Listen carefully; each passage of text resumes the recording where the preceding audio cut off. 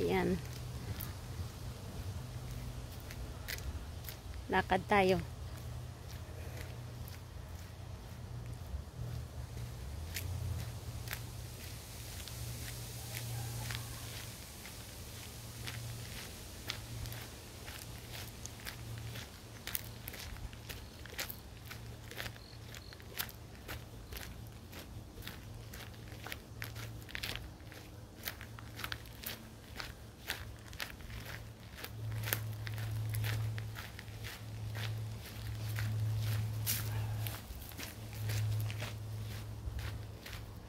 May naglalakad din pala. Nagbo-walking exercise din yata yun.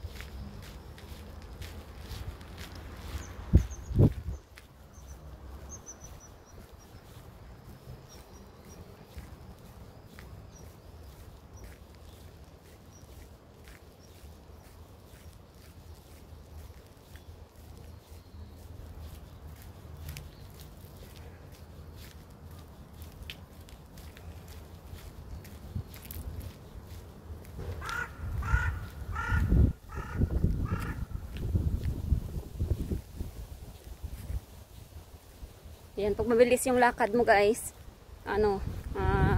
hindi mo maramdaman yung lamig. Hinihingal ako.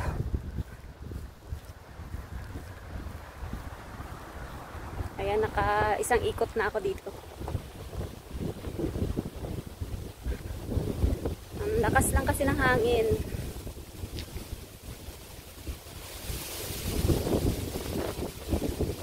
Napalibutan ba naman ako ng mga puno guys. Ang lalaki ng mga puno dito. Ayan. Napaka-peaceful na lugar.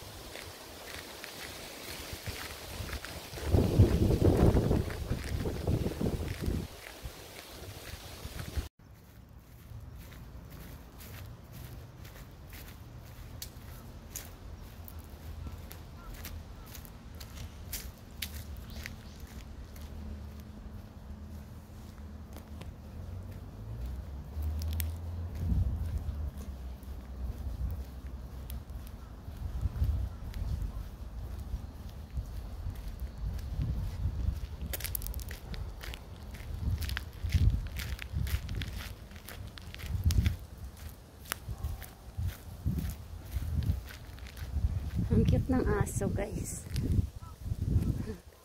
Medyo ang cute ng aso guys. Ayun. Dog lover din ba kayo guys? Dog lover ako, kaso nga lang gusto ko man sana bumili ng aso. Yun nga lang, syempre maano yun, matrabaho, diba? Kailangan mo talaga asikasuhin, parang anak yun parang baby. Lalo na dito sa Japan, hindi pwede yung pabayaan mo. Kailangan dalhin mo sa park.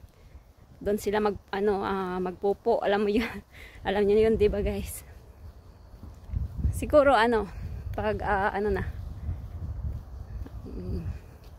Malay natin. Sa next year. Yan, makabili ako ng alagang aso. Kasi gusto ko talaga yung aso, guys. Dog lover ako, guys, eh. Nung nasa province ako, ayan, hindi kami nawawalan ng alagang aso, guys.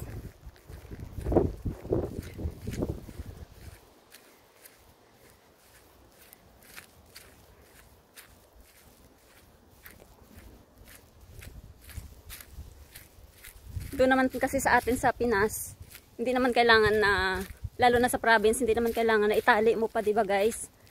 At saka dalhin sa park, hindi naman kailangan ng ganun. Pwede na silang ano, hindi itali. Hindi, dito sa Japan hindi pwedeng ganun. Kailangan nasa loob ng bahay o kaya itali mo talaga.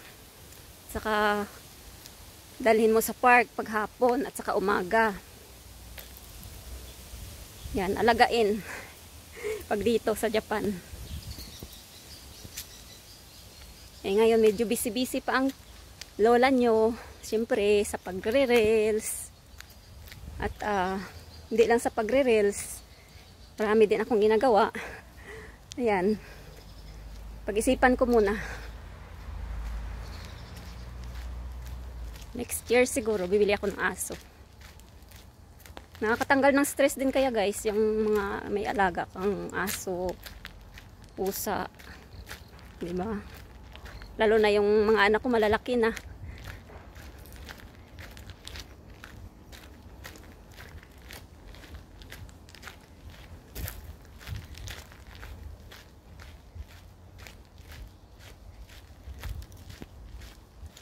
Medyo dry na yung hair ko, guys. Kailangan ko na talagang ano to, pa-treatment o kaya paputulan ko muna saka ko ipa-treatment.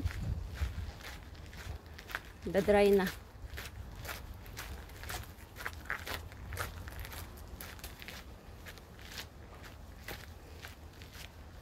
Ayan, nakakaano na ako dito. 2 ikot na. Ayan, bye na muna, guys. Dito muna ako. Siguro mga 2 ikot pa. Tapos diretso na ako sa ano mamaya. Convenience store. Pupunta ako mamaya doon. Ayan, bye, guys.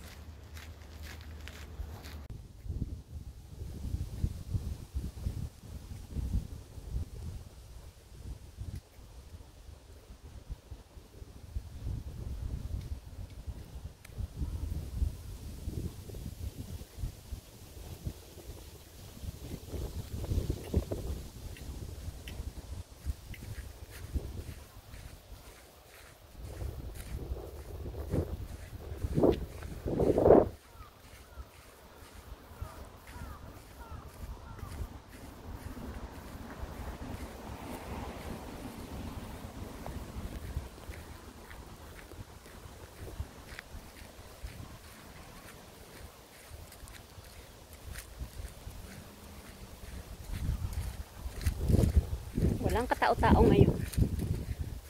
Mayroon pala doon isa. May nakaupo doon.